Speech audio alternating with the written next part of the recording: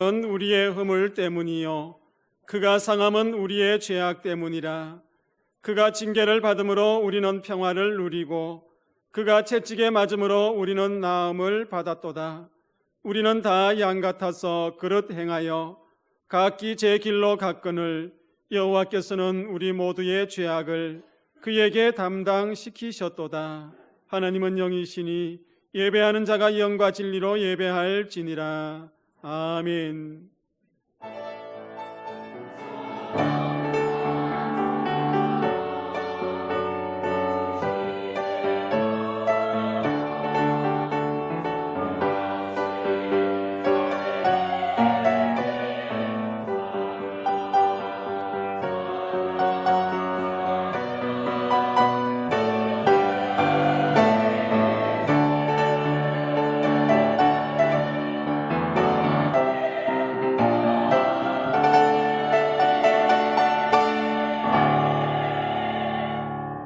만민의 구원자가 되시는 하나님, 성부 하나님께서 죄인들을 구원하시려고 독생자를 아끼지 않고 세상에 내어주셨으니 그 큰 사랑에 감사를 드립니다.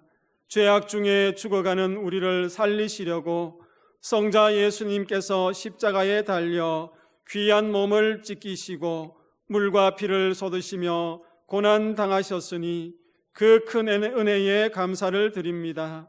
사순절이 깊어가는 주일 아침에 이 모든 사실을 깨닫게 하시고 믿게 하시는 성령님의 감동 감화하심에 감사를 드립니다. 구원의 감격이 샘물처럼 넘쳐나는 예배가 되게 하여 주옵소서. 오직 성삼위 하나님께 영광을 올려드리며 예수님의 이름으로 기원하옵나이다. 아멘. 64장 찬송하겠습니다.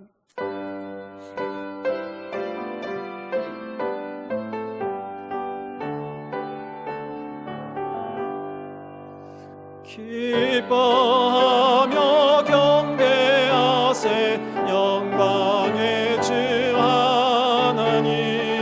주 앞에서 우리 마음 피어나는 꽃 같아. 죄와 슬픔 사라지고 의심 그름 거치니 변함없는 밝은 빛을 주시네. 땅과 하늘 만물들이 주의 솜씨 빛내고 별과 천사 노래소리 끊임없이 드높아. 물과 숲과 산과 골짝 들판이나 모든 만물 주의 사랑 기뻐 찬양하여라. 우리 주는 사랑이요 복의 근원이 있으니 삶이 깊은 샘이 되어 바다처럼 넘치네. 아버지의 사랑 안에 우리 모두 형제니 서로 사랑하게 도와주시옵소서. 새벽별의 노래 따라 힘찬 찬송 부르니 주의 사랑 줄이 되어 한맘 되게 하시네. 노래하며 행진하여 싸움에서 이기고 승전가를 높이 불러 주께 영광 돌리세.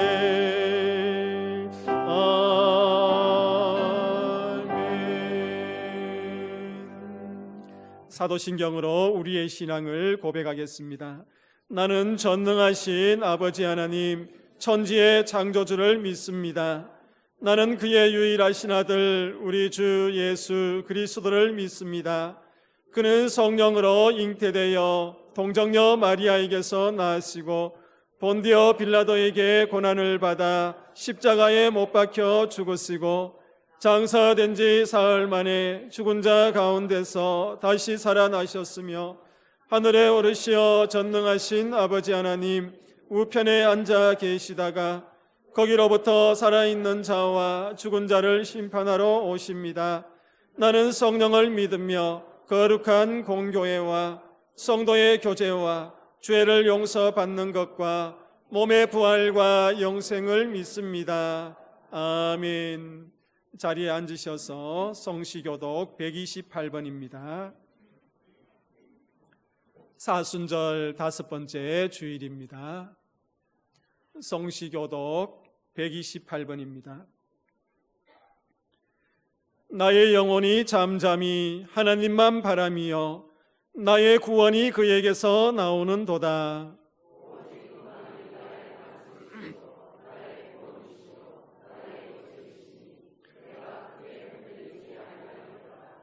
넘어지는 담과 흔들리는 울타리 같이 사람을 죽이려고 너희가 일제히 공격하기를 언제까지 하려느냐?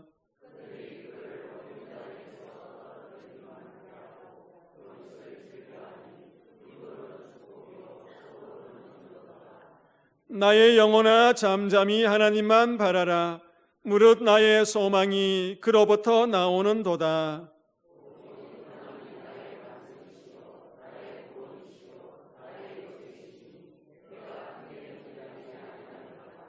나의 구원과 영광이 하나님께 있으며 내 힘의 반석과 피난처도 하나님께 있도다. 백성들아 스스로 그를 의지하고 그의 앞에 마음을 토하라. 하나님은 우리의 피난처시로다. 아멘. 찬송가 251장입니다.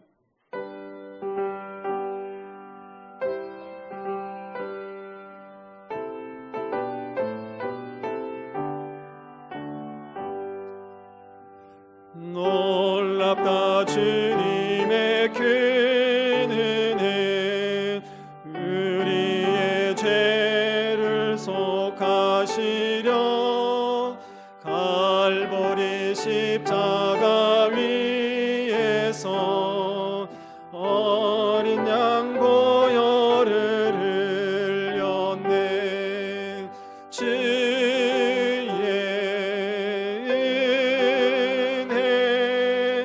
우리의 죄를 다 씻었네.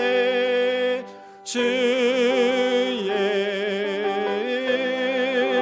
은혜 우리의 죄를 다 씻었네.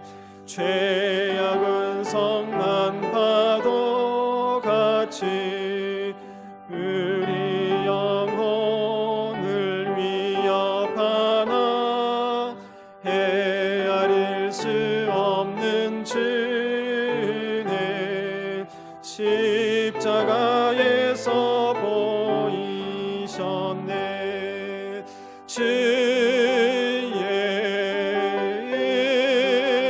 은혜 우리의 죄를 다 씻었네. 주의 은혜 우리의 죄를 다 씻었네. 죄악에 물던 영혼들을 주께서 피로 씻으시네. 지금도 흐르는 그 피에 우리의 씻었네요. 주의 은혜 우리의 죄를 다 씻었네. 주의 은혜 우리의 죄를 다 씻었네.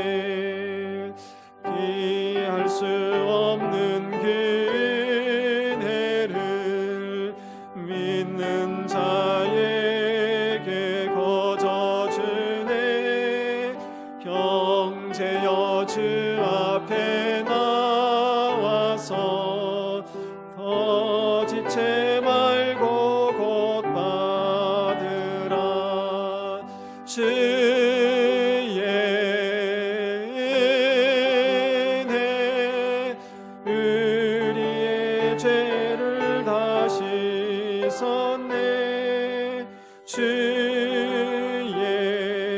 은혜 우리의 죄를 다 씻었네. 오상민 장로님 기도하시겠습니다.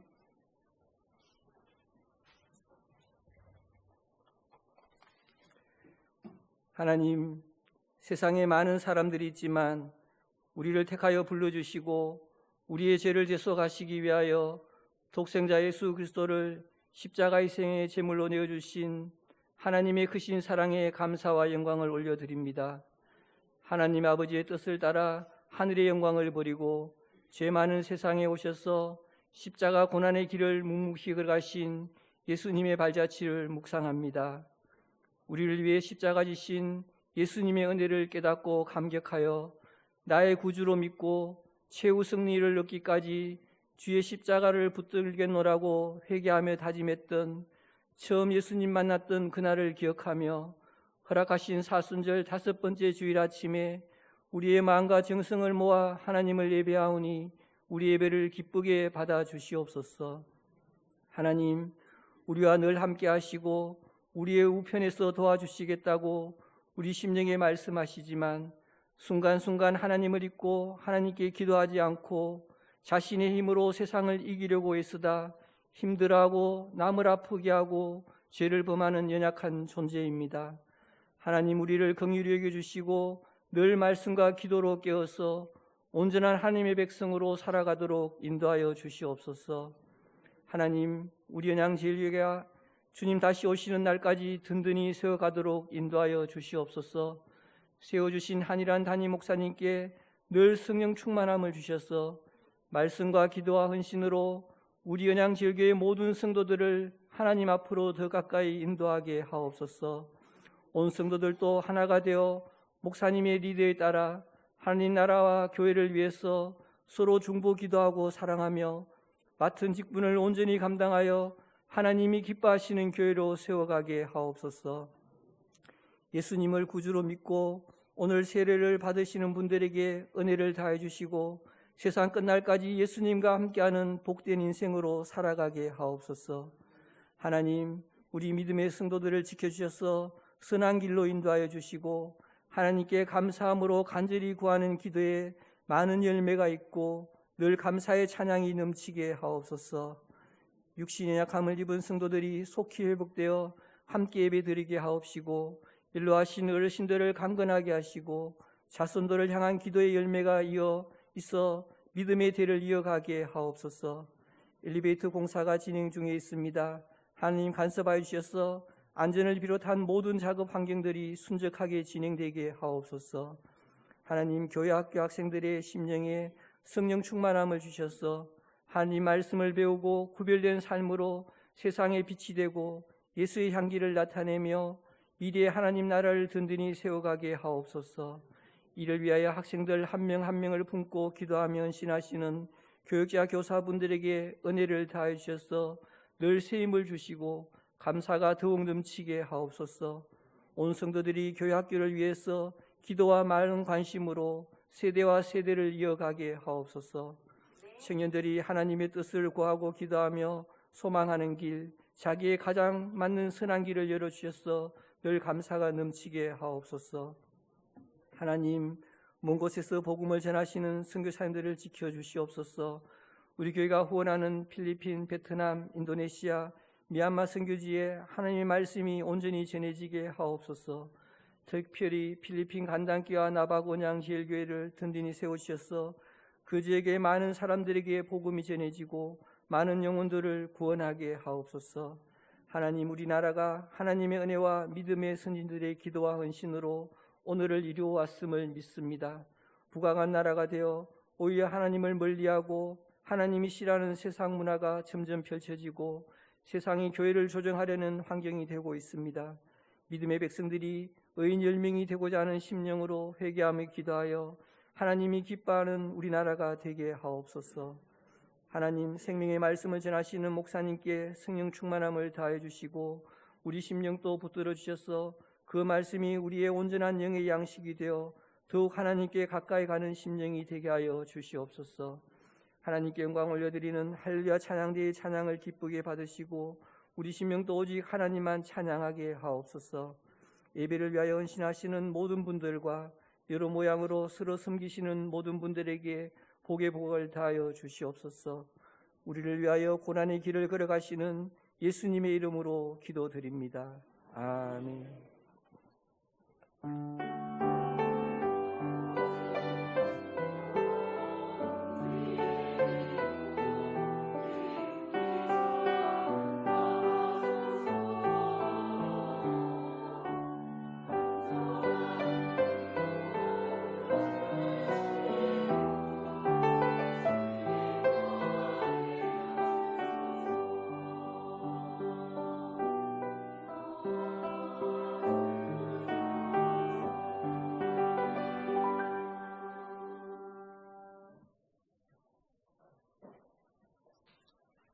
참 잘 오셨습니다. 주님의 사랑으로 사랑합니다. 우리에게 처음 오신 여러분 진심으로 환영합니다. 새 가족으로 등록하여 주시고 마련된 환영의 자리에 오셔서 친교를 나누시고 목사님을 만나주시기를 바랍니다. 교회 소식을 알려드리겠습니다. 오늘은 사순절 5번째 주일입니다. 예수 그리스도의 희생과 고난을 깊이 묵상하며 경건하게 보내시기를 바랍니다. 기간은 2월 18일부터 4월 4일까지입니다. 세례와 입교식이 오늘 2부 예배시에 있습니다. 성찬식이 다음 주일 1, 2부에 예배시에 있습니다. 교회 학교 학부모 모임이 오늘 오후 1시 영광 예배실에서 있습니다. 모임 주제는 가정 예배 그 이후의 변화라는 말씀입니다. 본당 엘리베이터 공사가 진행 중에 있습니다. 시작부터 마무리까지 안전사고 없도록 기도를 부탁드립니다. 공사 기간을 통행하실 때에는 안전사고에 유의해 주시기를 바랍니다. 이명혁 권사님이 병원에 입원해 계십니다. 기도를 부탁드립니다. 성경기 때 릴레이가 1287독대 진행 중입니다. 교회 소식을 마치겠습니다.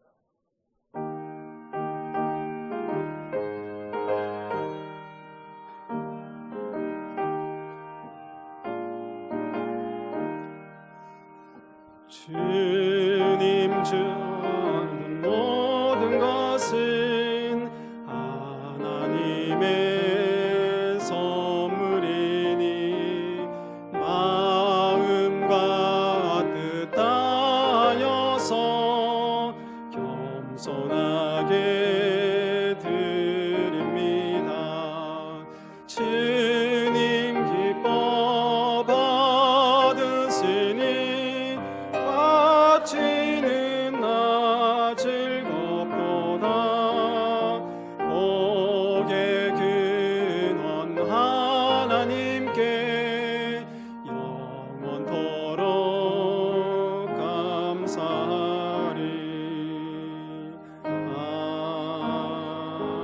아멘. 봉헌기도 드리겠습니다. 사랑의 하나님 아버지, 지난 한 주간의 삶 가운데에 성도들과 함께 동행하여 주시고 또 그 감사함으로 주의 성전에 올라와서 예배를 드리면서 정성껏 예물을 올려드립니다. 수고의 땀과 귀한 믿음의 고백이 담겨있는 예물을 귀하게 받아 주옵소서. 주님이 주신 건강과 또 은사를 가지고 주의 성전에 올라와서 헌신하며 수고하는 믿음의 자녀들을 기억하여 주옵소서. 드리는 그 가정들을 축복하여 주시고 그 가정의 가장들과 또 가족들의 일하는 그 터전을 축복하여 주셔서 그곳에서 일할 때 손이 수고하는 대로 먹을 수 있는 은혜를 더하여 주옵소서. 하늘의 이른 비의 복과 땅의 샘의 복을 더하여 주옵소서. 특별히 하나님 아버지께서 허락하신 그 물질의 풍요 속에서도 교만하지 아니하고 겸손하게 그 물질을 잘 선용할 수 있는 물질의 청지기들이 되게 하여 주옵소서. 때로는 물질이 부족하여서 눈물 흘릴 때도 소망이 끊어지지 아니하고 하나님께서 열어주실 그 길들을 바라보며 믿음으로 한 걸음 한 걸음 전진할 수 있는 성도들 다 되게 하여 주옵소서. 간절히 원하는 것은 성도들 가정에 연로하신 부모님들의 노년의 삶이 평강케 하여 주시고 평생 동안 드려진 그 기도의 제목들이 응답받는 은혜가 있게 하여 주옵소서. 가정의 아버지들을 기억하여 주시고 믿음의 제사장으로 온전히 세우셔서 복의 통로가 되게 하여 주옵소서. 어머니들의 기도와 그 헌신을 기억하시고 날마다 열매 맺어가는 은혜가 있게 하여 주옵소서. 사랑하는 우리 자녀들, 하나님을 경외하는 자녀들 되게 하시고 부모님께 순종하는 자녀들 되게 하여 주옵소서. 그들의 모든 장래를 하나님께서 열어가 주시고 그 열어가는 모든 길 가운데 시온의 대로가 있게 하여 주옵소서. 특별히 하나님 아버지, 사랑하는 믿음의 성도들 가정에 육신의 질병과 마음의 상처와 여러 가지 고난으로 인하여서 눈물을 흘리고 있는 성도들에게 찾아가 주셔서 주의 손으로 치유하시고 회복시키시는 은혜가 있게 하여 주옵소서. 저출산의 시대를 살아가고 있습니다. 우리 언양제일교회와 우리나라 대한민국 조국 가운데에 하나님께서 생육하고 번성하는 은혜를 더하여 주옵소서. 요셉은 샘 곁에 무성한 가지라 그 가지가 담장을 넘었도다 하는 이 야곱의 축복이 우리 언양제일교회 공동체의 복이 되게 하여 주옵소서. 예수 그리스도의 이름으로 기도하옵나이다. 아멘.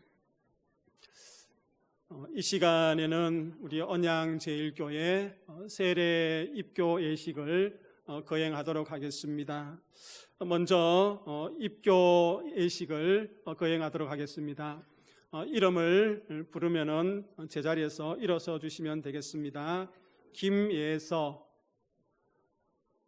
박소담, 안은성, 조경현, 황보은후,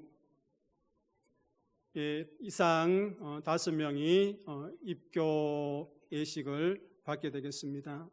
이제 오른손을 들고 하나님 앞에 서약하는 시간을 가지도록 하겠습니다. 오른손을 들어주시고 크게 대답해 주시면 되겠습니다. 여러분은 유아 세례를 받을 때에 부모들이 대신하였던 신앙의 고백과 서약을 이제 장성하였으니 자기의 것으로 확신합니까?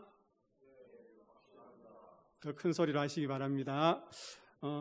여러분은 전능하신 아버지 하나님, 천지의 창조주를 믿으며 그 독생자 우리 주 예수 그리스도가 구주이심을 믿을 뿐 아니라 성령을 믿음으로 삼위일체 되신 하나님을 확실히 믿습니까? 여러분은 예수 그리스도를 구주로 믿을 뿐만 아니라 그의 가르침과 생활의 모범을 따라 살기로 서약합니까? 여러분은 교인으로서의 의무와 권리를 바르게 행사하며 교회의 관할과 치리를 복종하고 교회의 덕을 세우는 데 힘쓰기로 서약합니까? 네, 감사합니다. 자리에서 앉아주시면 되겠습니다. 다음은 세례자 서약을 하겠습니다. 이름을 부르면 제자리에서 일어서 주시면 되겠습니다. 김지영, 이수인, 이영래, 함철한, 이상 4명입니다. 오른손을 들고 서약하도록 하겠습니다. 여러분은 하나님 앞에 죄인인 줄 알며 그 진노를 면치 못할 줄을 알고 오직 그의 크신 자비하심에 구원 얻을 것을 믿습니까? 여러분은 그리스도께서 하나님의 아들 되심과 죄인의 구주 되심을 믿으며 복음에 말한 바와 같이 구원하실 이는 오직 예수님 뿐이라고 알고 믿으며 그에게만 의지하기로 서약합니까? 큰 소리로 해주시면 감사하겠습니다. 여러분은 지금 성령님의 은혜만 의지하고 그리스도를 따르는 자가 되고 모든 죄악을 버리고 그의 가르침과 본을 따라 살기로 서약합니까? 여러분은 교회의 관할과 치리에 복종하고 교회의 덕을 세우는 일에 힘쓰며 교인으로서 의무와 권리를 바르게 행사하기로 서약합니까? 네, 자리에서 앉아주시면 되겠습니다. 이제 세례식을 거행하도록 하겠습니다. 우리 세례 받는 분들은 이쪽에 한 분씩 나오셔서 방석 위에 정면을 보고 이렇게 무릎을 꿇어주시면 되겠습니다.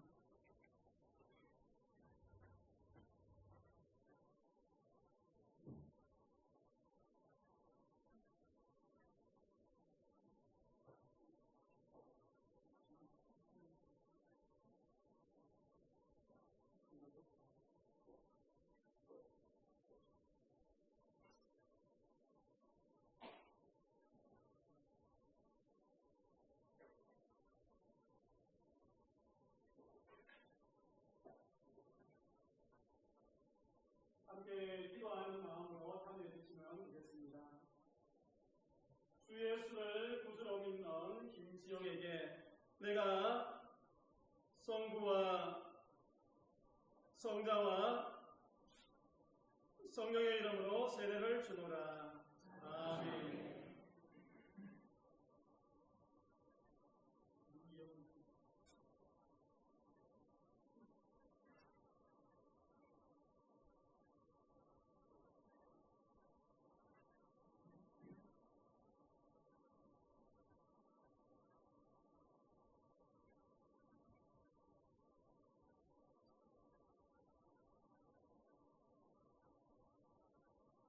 주 예수를 구주로 믿는 이영래 성도에게 내가 성부와 성자와 성령의 이름으로 세례를 주노라.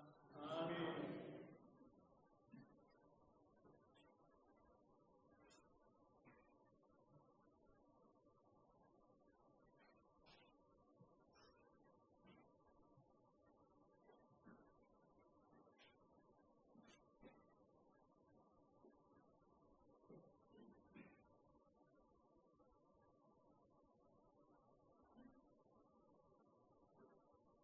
주 예수 그리스도를 구주로 믿는 이수인 성도에게 내가 성부와 성자와 성령의 이름으로 세례를 주노라. 아멘.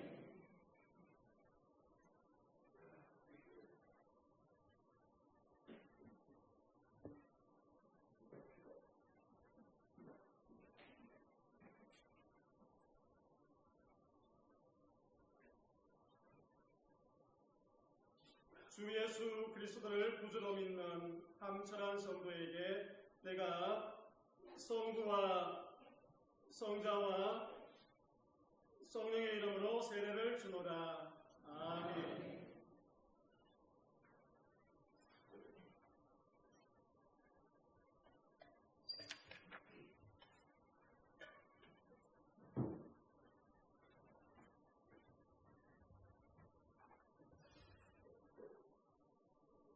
선포하도록 하겠습니다. 김예서, 박소담, 안은성, 조경연, 황보은우, 김지영, 이수인, 이영래, 함철아는 오늘 거룩한 입교와 세례를 받아 언양제일교회 세례교인이 된 것을 성부와 성자와 성령의 이름으로 선포하노라. 아멘. 기도하겠습니다. 하나님 아버지, 오늘 입교 세례의식을 통하여서 사랑하는 10명의 하나님의 자녀들이 또 세례를 받고 입교를 했습니다. 하나님을 온전히 나의 아버지로, 또 예수님을 나의 구원자로, 성령님이 나의 삶의 인도자로 고백하면서 언양제일교회에서 믿음 생활을 아름답게 이어가게 하여 주시고 또 이 교회의 든든한 일꾼이 되게 하시며 하나님의 나라를 확장해 나가는 도구가 되게 하여 주옵소서.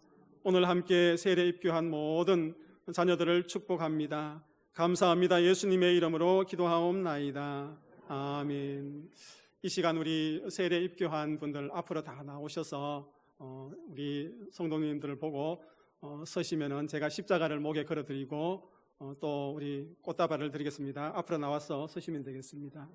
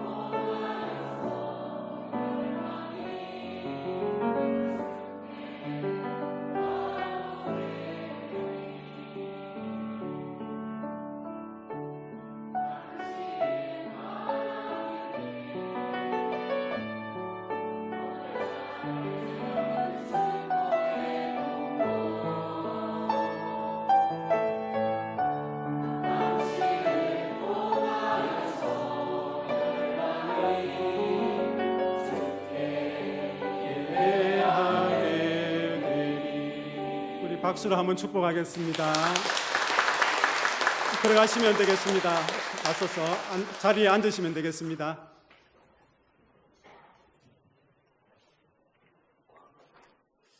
여러분, 오늘 세례 입교 우리 9분이 세례 입교를 했습니다. 이분들이 우리 교회를 잘 정착하고 또 믿음 생활 잘 할 수 있도록 기도의 후원자가 되어주시고 또 늘 격려해 주시면 감사하겠습니다. 성도의 교제 시간입니다. 옆에 분들하고 이렇게 인사합시다. 하나님은 사랑이십니다.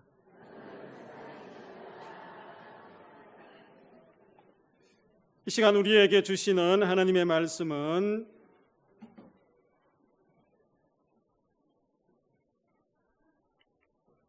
마태복음 16장 13절에서 20절 말씀입니다.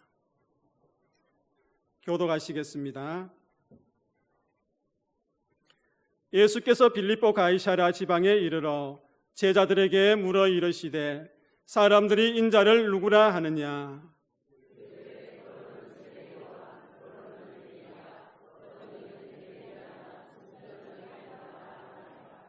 이르시되 너희는 나를 누구라 하느냐?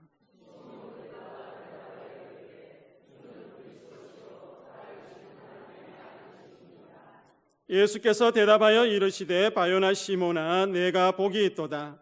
이를 내게 알게 하니는 혈육이 아니요 하늘에 계신 내 아버지시니라.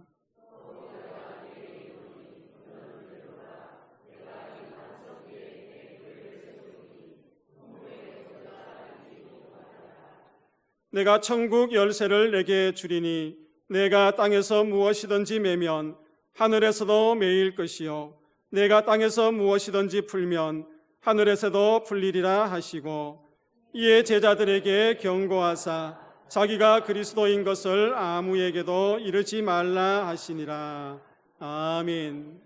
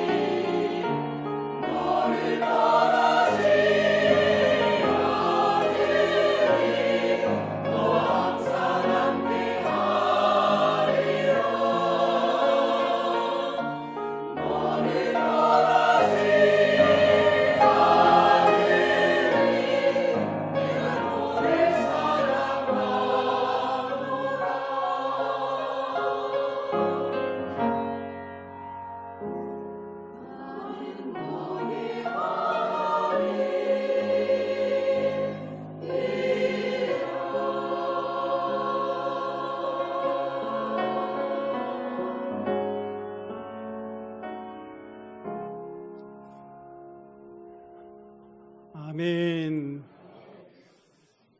하나님의 강한 손이 우리 언양제일교회 성도님들 꽉 붙들고 있기를 축복합니다. 오늘은 베드로의 강점이라는 제목으로 하나님의 말씀을 증거하겠습니다. 오늘 읽은 말씀 가운데에 18절에서 19절 말씀은 이렇게 기록하고 있습니다. 우리가 다시 한번 같이 읽어보도록 하겠습니다. 너는 베드로라. 내가 이 반석 위에 내 교회를 세우리니 음부의 권세가 이기지 못하리라. 내가 천국의 열쇠를 내게 주리니 내가 땅에서 무엇이든지 매면 하늘에서도 매일 것이요 내가 땅에서 무엇이든지 풀면 하늘에서도 풀리라. 아멘. 주님께서 베드로에게 또 제자들에게 너희는 나를 누구라고 하느냐 물으셨을 때에 베드로가 주는 그리스도시요 살아계신 하나님의 아들이십니다 라고 고백했을 때에 우리 주님께서 오늘 읽은 말씀 18절과 19절 말씀에서 두 가지를 약속하시는 것을 보게 됩니다. 그 첫 번째는 베드로가 한 신앙 고백 위에 주님의 교회를 세우시겠다고 말씀하셨습니다. 그리고 다른 하나는 베드로에게 천국의 열쇠를 주겠다 그렇게 말씀하셨습니다. 베드로를 통해서 말씀이 전해지고 그 말씀을 들은 많은 백성들이 천국에 들어가게 하겠다는 그 하나님의 언약이었습니다. 한마디로 이야기하면 베드로를 초대교회의 최고의 지도자로 세우시겠다는 하나님의 약속의 말씀이었습니다. 그런데 이 약속 이후에 베드로에게 어떤 일이 일어났습니까? 주님을 배반하는 일이 일어났습니다. 예수님을 모른다고 3번이나 부인했습니다. 여러분 한번 생각해 보십시오.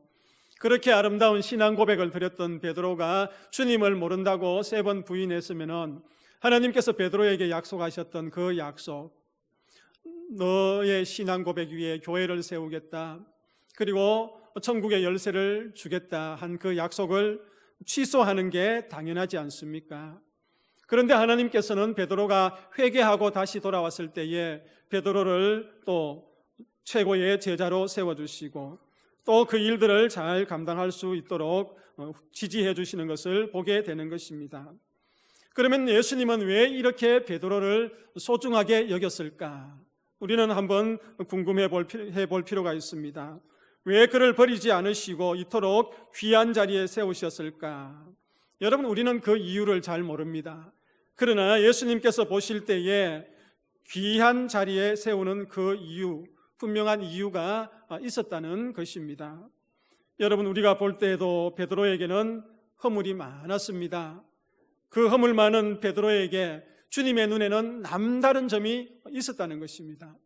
다시 이야기하면은 사람들이 보기에는 허물이 있었지만은 우리 주님이 보시기에는 베드로 가운데에 남다른 강점이 있었다는 것을 알 수 있습니다. 그러면 오늘 말씀을 통하여서 베드로의 강점이 어떤 것인가 3가지로 말씀을 드리겠습니다. 첫 번째는 영적 지식이 남다릅니다. 우리 같이 한번 읽어볼까요? 첫 번째, 영적 지식이 남다릅니다. 베드로의 강점 첫 번째 중에는 영적 지식이 남달랐다는 것입니다. 여러분, 예수님께서 제자들과 함께 갈릴리 바다에서 북쪽으로 40km 떨어진 가이사랴 빌립보라는 도시에 가셨습니다. 여러분, 그곳은요 헬몬산 자락 345m 위치한 높은 지역이었습니다. 뿐만 아니라 요단강이 발원하는 그 샘의 발원이 있는 지역이었습니다. 그리고 그의 경관은 너무 아름다웠습니다.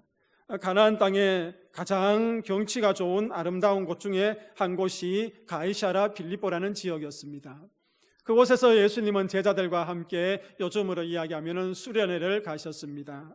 예수님께서 그 수련회에 가셔서 제자들에게 질문을 합니다. 그 첫 번째 질문이 무엇이냐 하면은 세상 사람들이 나를 누구라 하느냐, 그렇게 제자들에게 묻습니다. 그랬더니 제자들이 뭐라고 이야기합니까? 세례 요한이라고 이야기하기도 합니다. 엘리야라고 이야기하기도 해요. 예레미야라고 이야기하기도 합니다. 그리고 혹은 선지자라고 이야기합니다. 그 말을 들었던 예수님께서 베드로에게 다시 질문하지 않습니까? 제자들과 베드로에게 다시 질문하는데 너희들은 나를 누구라 하느냐, 그렇게 물으니 베드로가 그 유명한 대답을 하지 않습니까? 주는 그리스도시요 살아계신 하나님의 아들이십니다. 그렇게 베드로가 신앙을 고백하는 거예요. 얼마나 귀한 고백입니까? 주님이 기대했던 그 신앙의 고백이었습니다. 그래서 그 베드로를 향하여서 우리 주님께서는 무엇이라고 이야기합니까? 바요나 시몬아, 내가 복이 있도다, 그렇게 말씀하시는 거예요. 이를 내게 알게 하신 이는 혈육이 아니요 하늘에 계신 내 아버지다라고 이야기하고 있습니다. 사람의 말로는 그것을 알 수 없다는 것입니다. 너가 한 그 신앙의 고백을 알 수 있게 한 분은 바로 하나님 아버지라고 이야기하고 있는 것입니다. 여기서 중요한 것이 바로 이것입니다. 베드로가 답한 이 예수님에 관한 지식, 예수님에 관한 신앙의 고백은요, 영적인 지식이었습니다. 이 영적인 지식은 사람들에게서 얻을 수 있는 게 아닙니다. 여러분, 사람들에게 배울 수 있는 것이 아니고 하나님께서 가르쳐 주시고 하나님께서 계시하신 것을 열어주실 때에 이 영적인 지식이 열어질 수 있다는 것을 우리는 알 수 있는 것입니다. 그런데 이 놀라운 지식을 처음 갖게 된 사람이 누구였다고요? 베드로였다는 것입니다. 이 영적인 지식, 이 신앙의 고백을 베드로가 했다는 것입니다. 수많은 사람들이 예수님을 따라다니며 주님의 말씀을 들었습니다. 수많은 사람들이 예수님을 따라다니면서 예수님께서 행하시는 놀라운 그 표적을 보았습니다. 그럼에도 불구하고 베드로가 고백했던 그 영적인 지식의 고백을 하지 않았는데 베드로는 그것을 했다는 것입니다. 여러분, 베드로는 어떻게 이런 남다른 영적 지식을 가지고 있었을까 궁금하지 않습니까? 여러분, 교육학에 있어서 학생들의 배움의 능력을 객관적으로 평가해서 활용하는 지수가 있지 않습니까? 여러 가지 지수가 있는데 그 첫 번째 지수가 무엇이냐 하면은 지능지수입니다. 지능지수인데 우리가 잘 아는 IQ이지요. 머리가 나쁘다, 머리가 좋다, 그렇게 평가하는 것을 보게 됩니다. 그리고 두 번째는 감성지수입니다. EQ라고 이야기하지요. 이 EQ는 적절한 결단을 내릴 수 있는 능력, 그리고 실패를 극복하는 능력, 다른 이의 감정을 읽을 수 있는 그런 능력, 그런 사회적인 능력을 이야기하는 것입니다. 그래서 이 EQ가 좋으냐 나쁘냐 그것도 평가하는 것이고, 이와 달리 우리 신앙의 영역에 있어서도 한 가지 지수가 있는데 영적 지수라 그렇게들 이야기합니다. 그런데 이 영적 지수는요, 어떤 객관적인 연구가 있었다든지 아니면은 또 학문적으로 합의된 개념이 있었다든지 평가 방법이 있었다든지 그런 것이 아닙니다.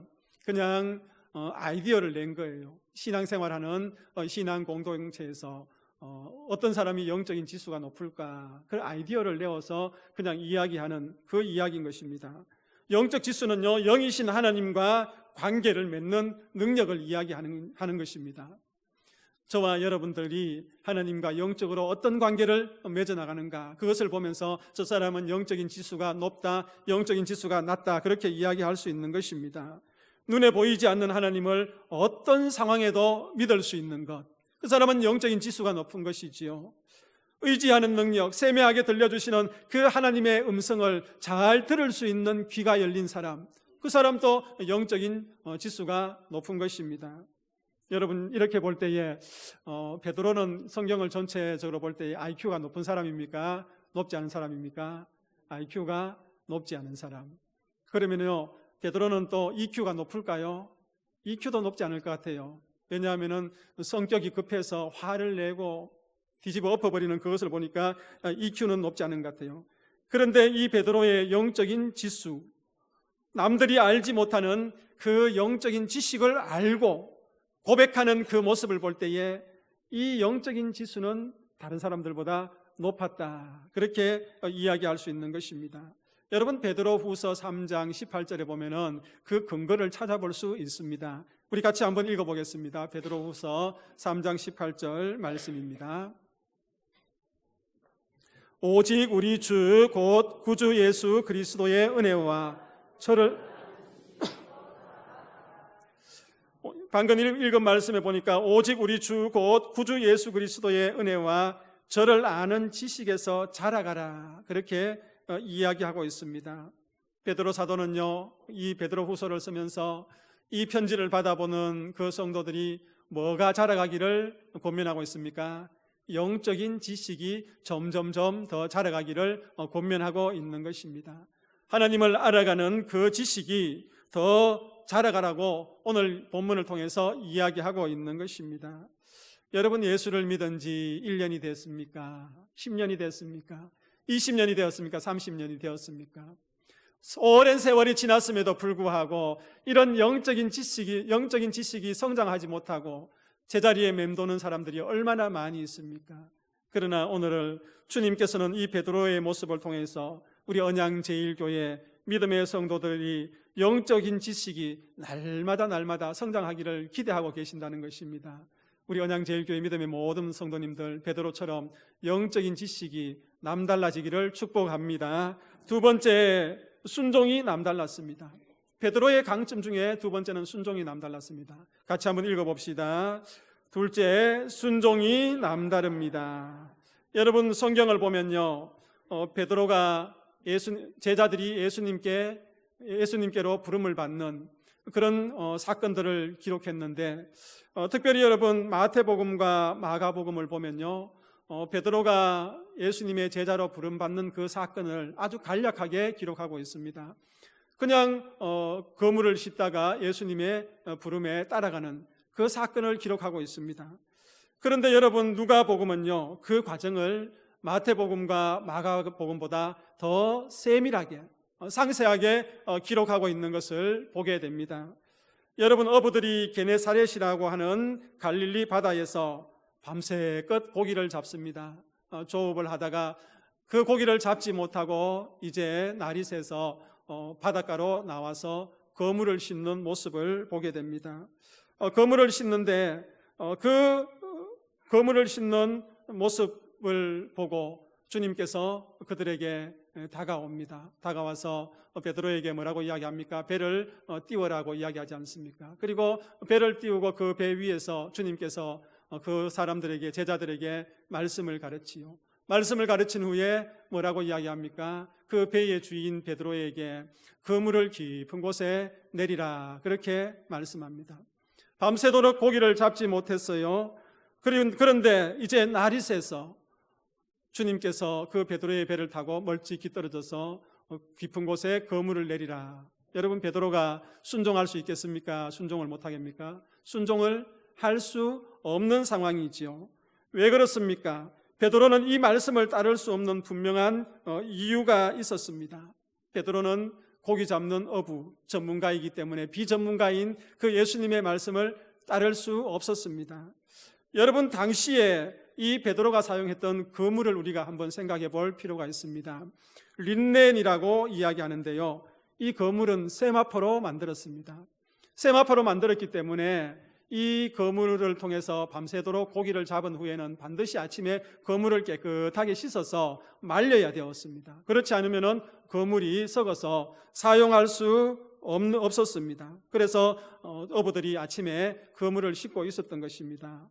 이것보다 더 큰 문제가 하나 있었는데, 여러분, 오늘날 쓰이는 이 그물은 나일론으로 만들었지 않습니까? 그리고 투명하기 때문에 저녁이든 밤이든 그 그물을 내리면 고기 눈에 잘 띕니까? 안 띕니까? 눈에 잘 띄지 않아서 사용하기에 괜찮지만은 베드로 당시에 사용해야 했던 그 그물 나일론은요, 굵기가 굵었습니다. 투명하지 않습니다. 밤에는 모르겠지만은 낮에 그 그물을 내리면 어떻습니까? 고기에 눈에 띄기 때문에 고기를 잡을 수 없는 그런 상황입니다. 여러분, 한번 생각해 보십시오. 이제 해가 중천에 떴습니다. 그리고 그 굵은 그물을 바다에 내릴 때에 고기가 도저히 잡힐 수 있는 상황이 아니었습니다. 그런데 주님께서 베드로에게 어떻게 합니까? 깊은 곳에 가서 그물을 내리라, 그렇게 이야기합니다. 그러나 베드로는 불순종할 수 있는 그 상황 가운데에 어떻게 했습니까? 주님의 말씀에 순종해서 그물을 내리는 것입니다. 여기서 우리가 한번 깊이 생각해 봅시다. 순종할 수 없는 그 상황 가운데에 어떻게 베드로가 순종할 수 있었을까? 우리는 그 흔적, 그 근거를 누가복음 5장 5절에서 찾아볼 수 있습니다. 여러분, 누가복음 5장 5절을 같이 한번 읽어보겠습니다. 함께 읽습니다.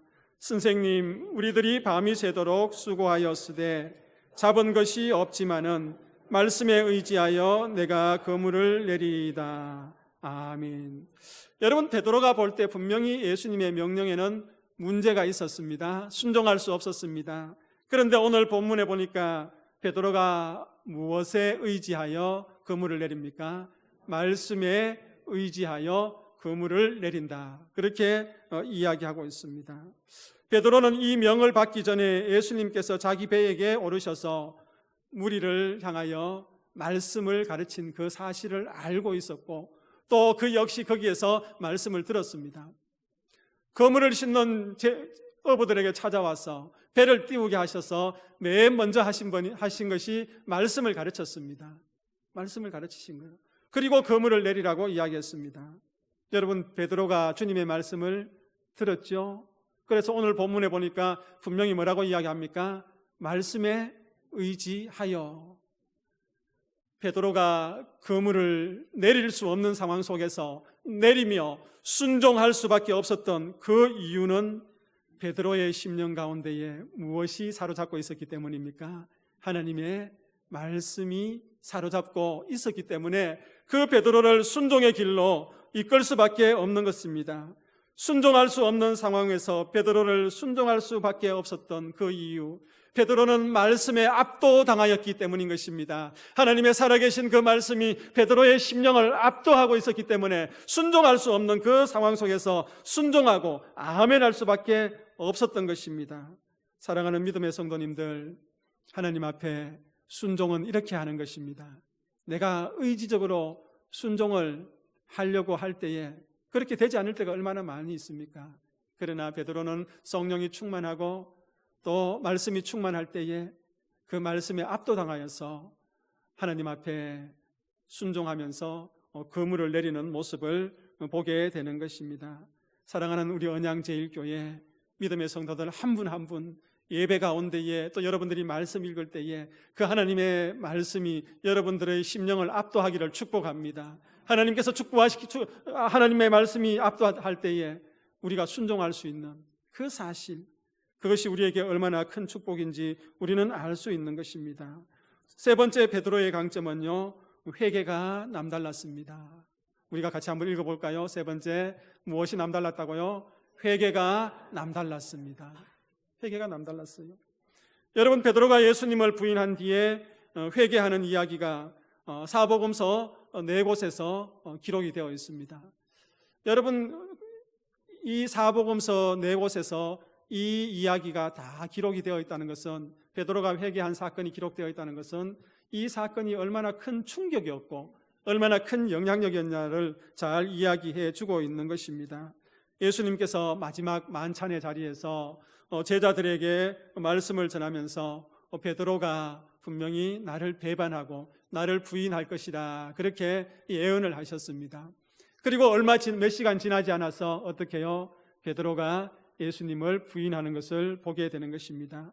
여러분, 겟세마네 동산에서 기도하신 뒤에 체포되신 예수님께서 대제사장의 집으로 끌려갈 때에 베드로는 어떻게 합니까? 멀찍이 숨어서 이제 그 예수님의 뒤를 따라갑니다. 많은 제자들이 다 흩어졌음에도 불구하고 아직 베드로의 마음속에는 예수님을 향한 그 마음이 남아 있었는지 그 예수님을 따라가서 그 대제사장 집 마당 뜰에 숨어서 바라봅니다. 그런데 그 베드로가 발각이 되었습니다. 그리고 예수님과 함께 있었다고 했을 때에 그는 예수님을 부인하면서 나는 모른다, 그러면서 예수님을 3번 부인해버렸습니다. 여러분, 그 장면이 누가복음 22장 60절에서 62절 말씀에 잘 기록이 되어 있습니다. 우리가 함께 읽겠습니다. 누가복음 22장 60절에서 62절 말씀입니다. 아직 말하고 있을 때에 닭이 곧 울더라. 주께서 돌이켜 베드로를 보시니 베드로가 주의 말씀 곧 오늘 닭 울기 전에 내가 3번 나를 부인하리라 하심이 생각나서 밖에 나가서 심히 통곡하니라. 아멘. 여러분, 베드로가 3번째 예수님을 부인할 때에 무엇이 울었습니까? 닭이 울었어요. 닭이 울었는데 여러분, 이 말씀 속에서요, 읽은 말씀 속에서 다른 복음서에서 기록하지 않은 말씀을 누가복음이 기록한 그 표현이 있습니다. 오늘 그 말씀을 우리가 한번 볼 필요가 있는데요, 읽은 말씀 중에서 주께서 돌이켜 베드로를 보시니, 이 표현은 다른 복음서에서는 없어요. 주께서 어떻게 해요?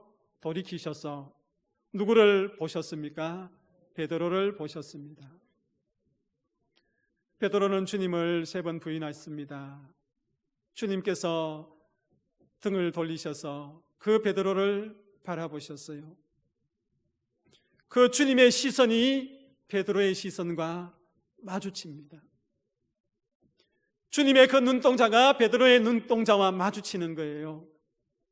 그때 베드로의 심령 속에, 그의 생각에 무엇이 떠오릅니까? 주님께서 말씀하신 그 말씀이 떠오르는 거예요. 내가 나를 3번 부인할 것이라. 닭이 울기 전에 너가 3번 나를 부인할 것이라. 그렇게 주님께서 예언하신 말씀이 떠오르는 거예요.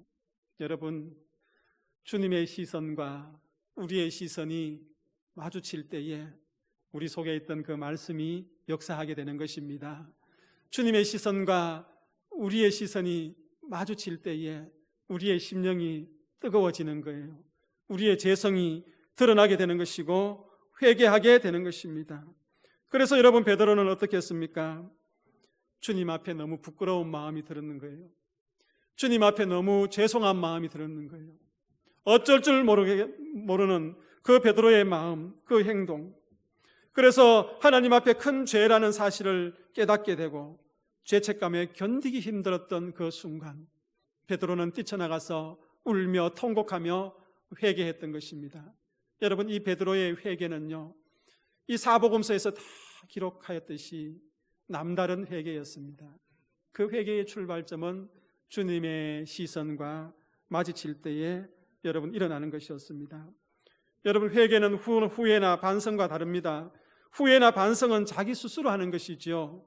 자기가 잘못했다고 뉘우치고 앞으로 잘 해보겠다고 다짐하고, 또 어떤 이들은 극단적인 결단을 해서 생명을 던지기도 하지 않습니까? 그런 자기 반성과 회개는 다르다는 것입니다. 그렇게 자기 반성을 하지만은, 자기 반성을 한 사람은 주님 앞에서 여전히 죄는 남아 있습니다. 죄의 용서가 없는 것이 자기 반성이지요.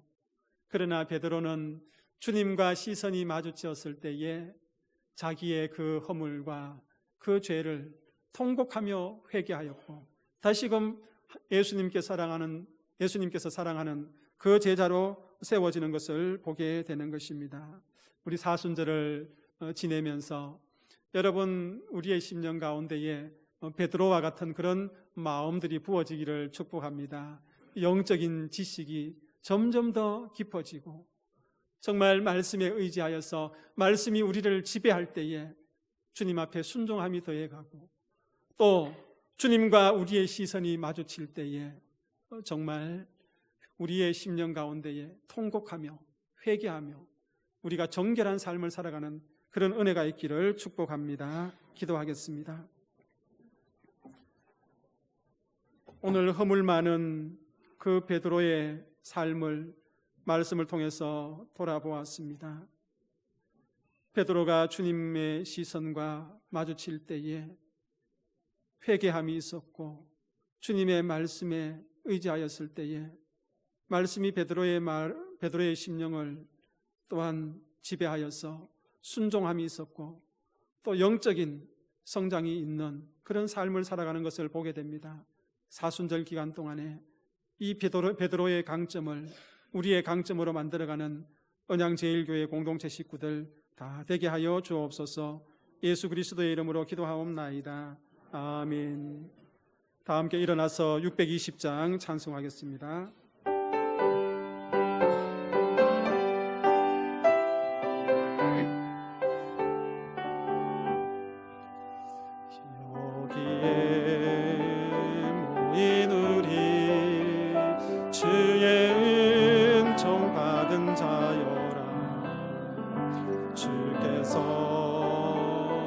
자리에 함께 계심을 아노라. 언제나 주님만을 찬양하며 따라가리니 시험을 당할 때도 함께 계심을 믿노라. 믿음 더욱 크세라. 주가 지켜주신다. 어두운 밤에도 주의 밝은 빛 인도하여 주신다. 주님이 뜻하시니 헤아리기 어렵더라도 언제나 주 뜻 안에 내가 있음을 아노라. 사랑과 말씀들이 나를 더욱 새롭게 하니 때로는 넘어져도 최후 승리를 믿노라.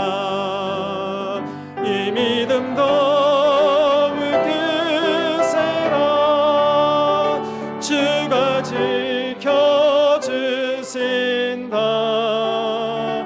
어두운 밤에도 주의 밝은 빛 인도하여 주신다. 여기에 모인 우리 사랑받는 주의 자녀라. 주께서 뜻하신 바 우리를 통해 펼치신다. 고통과 슬픔 중에 더욱 주님 의지하오니 어려움 이겨내고 주님 더욱 찬양하라. 함께 축복합니다. 이 믿음 더욱 크세라. 주가 지켜주신다. 어두운 밤에도 주의 밝은 빛 인도하여 주신다. 주 예수 그리스도의 은혜와 하나님의 크신 사랑과 성령의 교통하심이 기쁨으로 예배를 드리고 세상 속으로 나아가는 여기에 모인 모든 믿음의 성도들 머리 위에 지금부터 영원토록 함께 하시기를 축원하옵나이다. 아멘.